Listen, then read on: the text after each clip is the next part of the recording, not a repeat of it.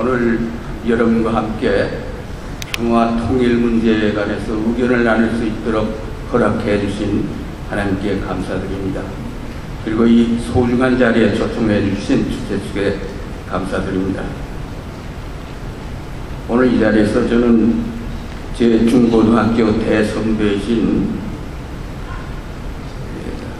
방재일 목사님을 만나 뵙고 어떻게 기쁜지 이루다 말할 수 없습니다. 100세이신데 건강한 모습으로 하나님의 말씀을 증언하고 계십니다.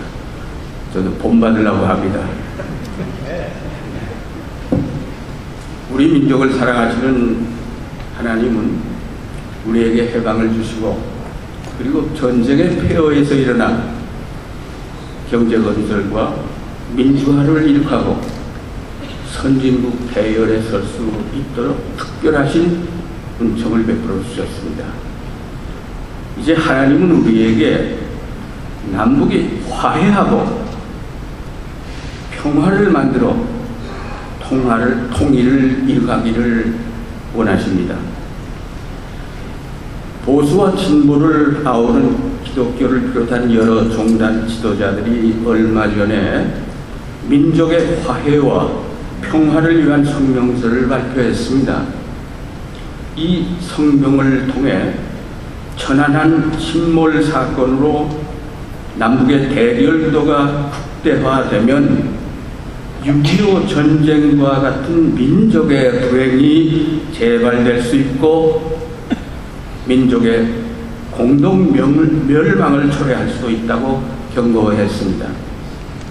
또한 우리 국민의 대다수가 현 정부의 대북 강경일본도 정책을 강하게 거부하고 있다고 지적하고 민족의 화해와 평화를 위해 남북 교류 협력과 인도적 지원을 즉각 재개하고 남북 정상회담을 열라고 촉구했습니다.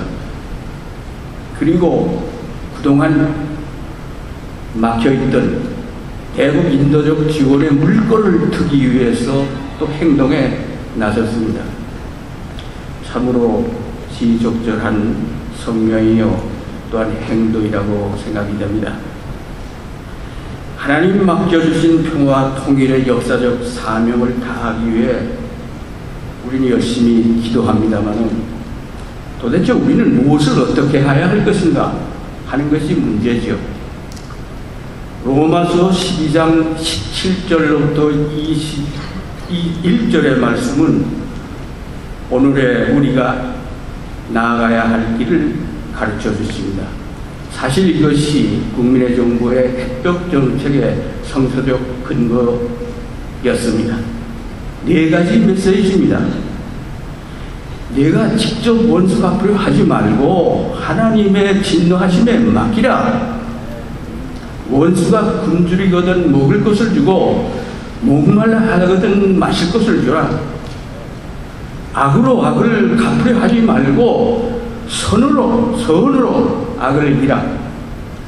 그리고 너희 원수와 모든 사람과 더불어 평화롭게 지내라. 이 4가지 메시지입니다. 하나씩 생각해 볼까요?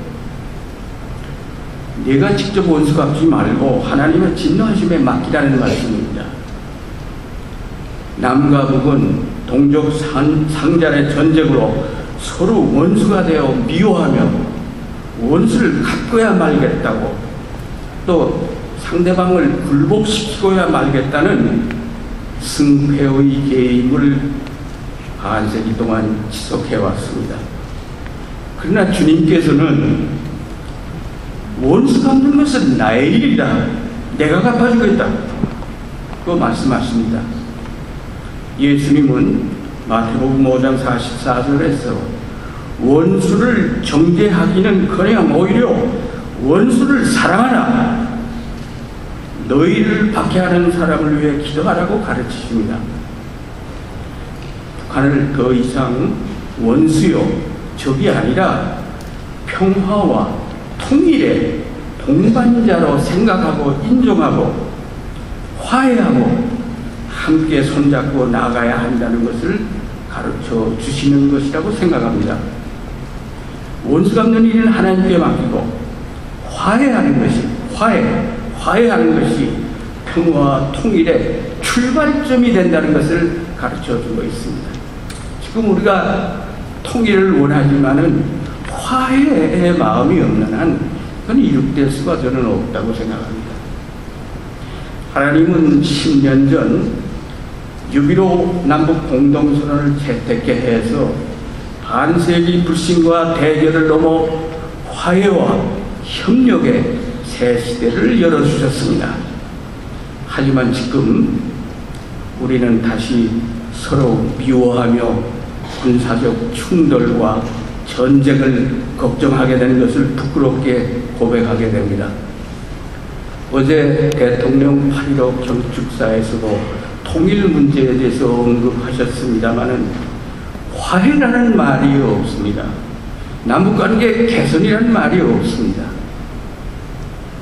화해와 평화를 원하시는 하나님의 뜻을 거역하는 것을 우리 회개하고 다시 화해의 길로 나서야 할 것입니다. 둘째, 내 원수가 굶주리거든 먹을 것을 주고 목말라 하거든 마실 것을 주라. 북한 동포들이 식량난, 경제난으로 굶주리고 있습니다. 어린이들이 영양실조로 정상적으로 자라지 못하고 있습니다. 우리는 돕고 나눠야 합니다. 지난 정부 10년 동안 매년 평균 식량 30 내지 40만 톤과 비료 약 20만 톤 등 1년에 평균 2억 달러 분량의 인도적 지원을 북한에 제공했죠. 우리 국민들의 세금을 통해서 세금으로 제공한 겁니다. 그러나 최근 2년 반 동안에는 전면 중단되었습니다. 하나도 제공한 것이 없습니다. 정부는 지금 남아도는 쌀 70만 톤의 처리 문제로 고심하고 있다는 것을 여러분이 아실 것입니다. 쌀 보관료로 1년에 3천억 원이 들어가고 쌀값은 하락하기 때문에 농민들의 시름이 늘어나고 있습니다.